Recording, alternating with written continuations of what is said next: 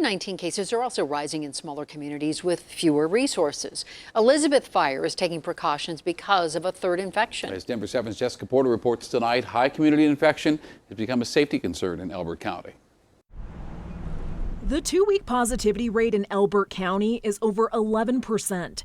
With its third presumed positive infection, Elizabeth Fire is closing its administrative office to prevent further spread. We don't have the backup of reserve firefighters to be able to come in and cover those positions. About 11% of the small fire department's calls are COVID related, and they want to make sure they continue to have the resources to respond to every emergency.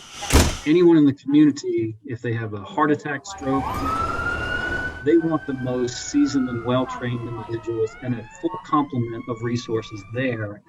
And if that's not possible because of COVID, that can result in some unintended consequences. The high rate of community spread is concerning as Elbert County has no hospitals.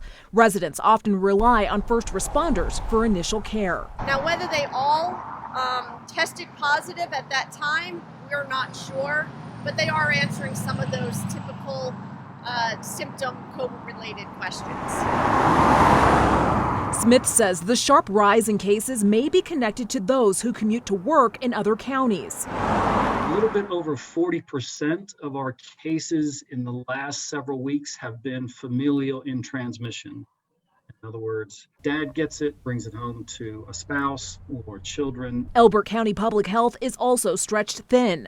Smith says for a county their size, they should have at least 6 full-time positions, but they're operating with about half that. Whereas a lot of health departments in the metro area have entire teams to do contact tracing, we have very limited capacity. So